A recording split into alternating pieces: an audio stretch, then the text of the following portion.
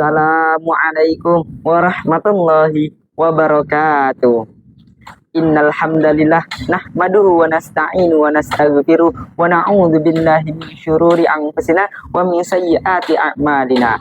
May yahdihillahu fala mudhillalah wa may yudlillahu fala hadiyalah.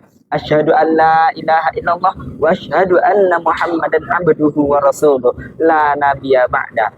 A'udzu billahi minasyaitonir rajim. Bismillahirrahmanirrahim.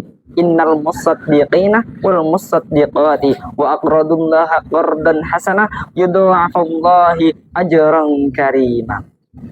Teman-temanku sekalian, pertama-tama dan yang paling utama, marilah kita panjatkan rasa puja dan puji syukur kita kehadirat Allah Subhanahu wa taala yang telah memberikan kita nikmat kesempatan, kesehatan, sehingga kita dapat berkumpul pada bulan suci Ramadan ini dengan sehat walafiat. Selanjutnya, salawat beriringkan salam, berlantunkan salam, tidak lupa kita haturkan kepada junjungan kita, panutan kita. Siapa lagi kalau bukan Nabi besar Muhammad Sallallahu Alaihi Wasallam, yang telah membawa kita dari zaman kegelapan, zaman kebodohan, menuju zaman yang serba teknologi yang dapat kita rasakan pada saat ini. Langsung saja, saya di sini akan membawakan kultum yang berjudul Keutamaan Qiyamul Lail.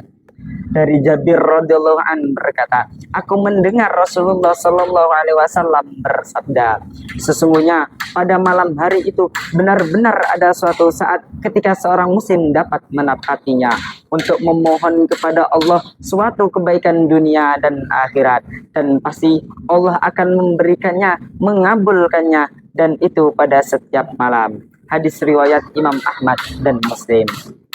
Teman-temanku sekalian, Qiyamul Lail adalah sarana berkomunikasi seorang hamba dengan Rabb-Nya. Sang hamba merasa lezat dikala munajat dengan penciptanya. Allah yang maha pengasih lagi maha penyayang. Sesuai dengan janjinya, ia akan mencintai orang-orang yang mendekatkan diri kepadanya. Kalau Allah Subhanahu wa taala mencintai seorang hamba, maka ia akan mempermudah segala aspek kehidupan hambanya dan memberi berkah atas semua aktivitas yang dilakukan oleh sang hamba, baik aktivitas di bidang dakwah, pendidikan, ekonomi, sosial, budaya, maupun politik. Sang hamba akan dekat dengan Rabb-Nya, diampuni segala dosa-dosanya, dihormati oleh sesama, dan menjadi penghuni surga yang disediakan untuknya. Seorang muslim yang istiqomah mengerjakan Qiyamul Lail, pasti dia dicintai dan dekat dengan Allah Subhanahu wa taala. Karena itu Rasulullah Shallallahu Alaihi Wasallam menganjurkan kepada kita, lazimkan dirimu untuk sholat malam, karena hal itu merupakan suatu tradisi orang-orang soleh sebelum kamu, mendekatkan diri kepada Allah, menghapus dosa, menolak penyakit, dan pencegah dari dosa. Hadis riwayat Imam Ahmad. Jika ingin mendapat kemuliaan di sisi Allah dan di mata manusia, maka amalkanlah Qiyamul Lail secara istiqomah.